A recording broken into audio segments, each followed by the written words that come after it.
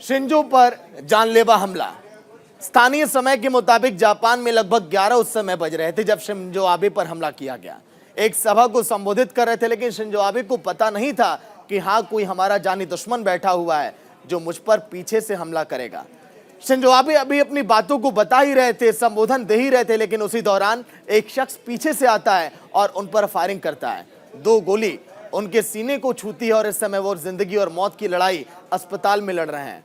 अगर हम बात करें शिंजो आबे की, तो जिस तरह से उन्होंने अपना प्रभाव छोड़ा पूरे दुनिया भर में, वो वाकई में सभी ने देखा। ये 4 तस्वीरें देखिए शिंजो आबे की घटना के बाद जो सामने आई। घात लगाकर जो हमलावर बैठा था उस दौरान की ये तस्वीर, इसी वो हमलावर की तस्वीर है जो फिलहाल देखिए मास्क लगाए वहां पर खड़ा, घात लगाकर पहले से वहां पर बैठा था। कब मैं मौका देखूंगा और अपने नापाक मंसूबों में कामयाब होऊंगा। इसी शख्स ने देखिए पीछे से गोली चलाई, फिर उसके बाद पीछे से जब उस शख्स ने फायरिंग की, यही वो शख्स जो यहां पर आप पहली तस्वीर में देख रहे हैं, न्यूज इंडिया ने सबसे पहले इन तस्वीरों को दिखाया था, आप सभी तक पहुंचाया था। फिर उसके बाद देखिए 2 फायरिंग कैसे इस गन से कर वो भाग जाता है वहां से। हैंडमेड ये गन थी, क्योंकि अगर हम बात करें गन कल्चर को कभी भी जापान ने बढ़ावा नहीं दिया, लेकिन आखिर इस शख्स ने कैसे इस घटना को अंजाम दिया, पूछताछ भी लगातार जारी है। कहा यह भी जा रहा है कि पूर्व ये नौसैनिक रह चुका है जिसने इस फायरिंग को अंजाम दिया।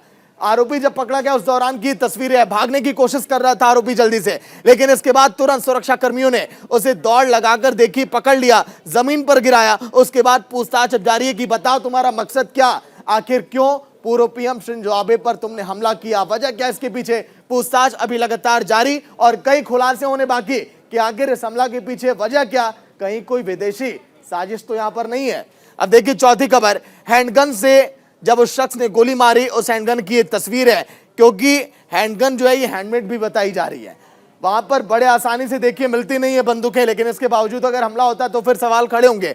पीछे से निकलकर जब हमलावर ने गोली मारी, ये तस्वीरें वहीं की, और इन शब्दों को आप समझिए जो वहां पर बयां किया जा रहा था। सीपीआर जो है, मेडिकल टीम वहां पर पहुंची, तुरंत जो है जान बचाने की कोशिश करने लगी, लेकिन हमलावर जब गिरफ्तार किया गया उस दौरान की तस्वीर वहां पर मौजूद सुरक्षा कर्मियों ने उस हमलावर को पकड़ लिया है। पूछताछ अभी जारी है, मेडिकल बुलेटिन भी जारी किया जाएगा शिंजो आबे का। लेकिन जिस तरह से भारत और जापान के संबंधों में लगातार मजबूती आई, उसके पीछे बड़ी वजह शिंजो आबे रहे।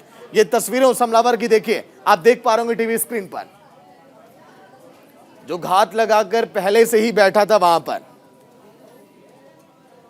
शिंजो आबे जापान के वो प्रधानमंत्री जिन्होंने 9 साल तक जिम्मेदारी निभाई है पीएम पद पर रहते हुए।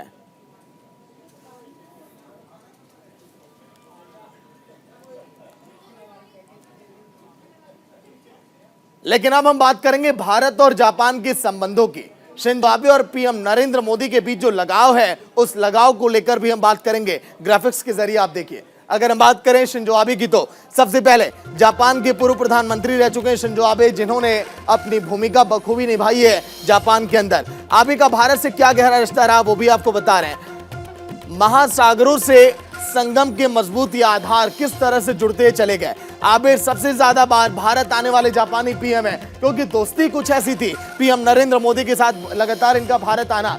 2014 में भारत के गणतंत्र दिवस पर चीफ गेस्ट के तौर पर भी ये शामिल हुए हैं, भारत पहुंचे थे। इसके साथ ही साथ अगर हम बात करें, 2 महासागरों के संगम की परिकल्पना इन्होंने की थी और उसके बाद इसको साकार भी किया था शिंजो आबे ने। फ्री और ओपन इंडो पैसिफिक बनाने का भी इन्होंने विजन दिया था, जिस पर लगातार काम अभी किया जा रहा है। इसके साथ ही साथ इस गठबंधन में जापान, अमेरिका, ऑस्ट्रेलिया के साथ ही साथ भारत को भी शामिल किया गया है। भारत वो देश है जो लगातार देखिए संबंधों में मजबूती लाते गया जापान से, और पूरी दुनिया जो है इस मिसाल को पेश करती है। इसके साथ ही साथ इन 4 देशों की भी हमने जिक्र की है, ऑस्ट्रेलिया की, जापान की हमने बात की। पहली बार भारत आए तो 2 महासागरों के संगम की इन्होंने बात कही थी, और यही इनका देखिए विजन भी था। यहीं से भारत और जापान के मजबूत संबंधों की शुरुआत हुई, और ये दोस्ती, ये संबंध अटूट होते चले गए, और आज सभी देख रहे हैं और रिश्तों को, इसीलिए आज हम बता रहे हैं आप सभी के सामने। तमाम विरोधों के बावजूद 2016 में भारत जापान न्यूक्लियर समझौते को फिलहाल देखिए वहां पर हस्ताक्षर हुआ था। विदेश और रक्षा मंत्रियों को मिलाकर 2+2 डायलॉग का भी ढांचा तैयार किया गया था। यहां पर 2017 में डोकलाम विवाद के समय भारत के पक्ष में जापान जो है वहां पर खड़ा दिखाई दिया। इसके साथ ही साथ किस तरह से और आगे काम किया गया। नई दिल्ली में जापान के राजदूत ने डोकलाम पर भारतीय पक्ष का समर्थन भी किया था। मतलब कि जापान के राजदूत ने अगर डोकलाम पर भारत का समर्थन किया तो आप समझिए कि चीन के खिलाफ जाना। इसके साथ ही साथ चीन पर आर्थिक निर्भरता कम करने पर जापान भारत जो है हमेशा आगे दिखाई दिया है। इंफ्रास्ट्रक्चर विकसित करने का संयुक्त एजेंडा पीएम नरेंद्र मोदी के संग जो है तैयार किया था शिंजो आबे ने, यानी कि जापान ने। इसके साथ ही साथ इस नीति पर चलते हुए दोनों देशों का अफ्रीका और दक्षिण एशियाई देशों पर भी फोकस हमेशा रहा है। पीएम नरेंद्र मोदी, शिंजो आबे, ये तस्वीरें पूरी दुनिया ने देखी है बहुत करीब से। जब शिंजो आबे जब भारत आए, सबसे ज्यादा बार भारत आने वाले जापान के पीएम भी रह चुके हैं। ये मुलाकात की तस्वीर PM Narendra Modi, Shinzo Abe. सन 2015 की ये तस्वीर जब वाराणसी पहुंचे थे शिंजो आबे, देखिए वाराणसी के गंगा आरती की ये तस्वीर है। पीएम नरेंद्र मोदी ने 2014 में सत्ता संभाली, देश की बागडोर इनको हाथों में आई।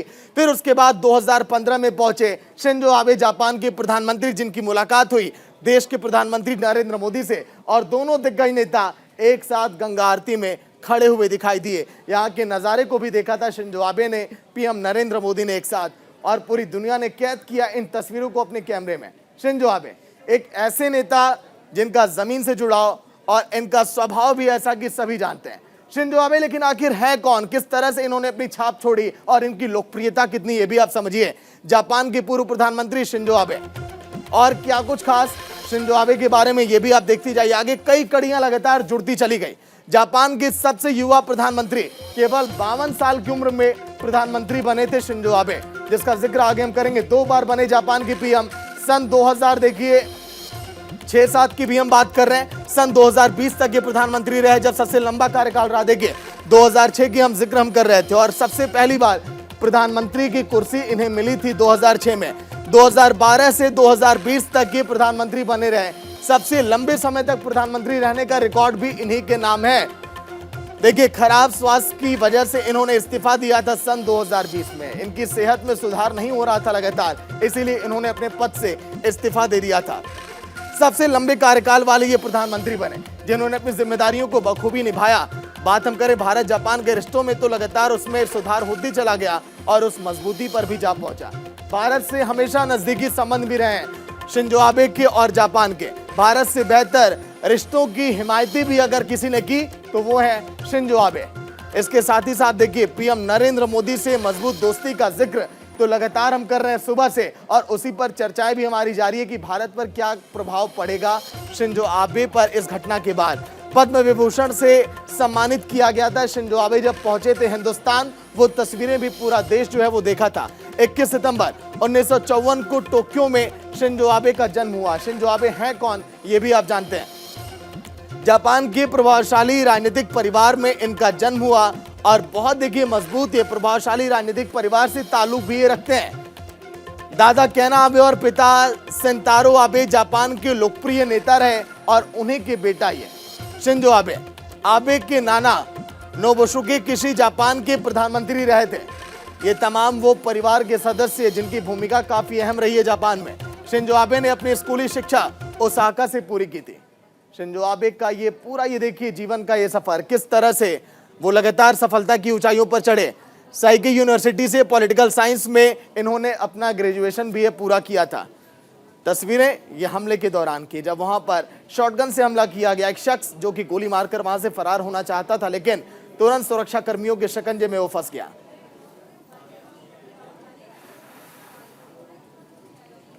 नारा शहर की ये तस्वीर, जहां पर भाषण के दौरान उन पर हमला किया गया।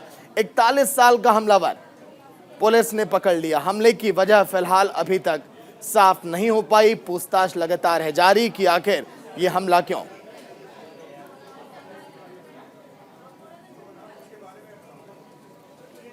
हमलावर की तस्वीर पहले से ही घात लगाए वहां पर बैठा था।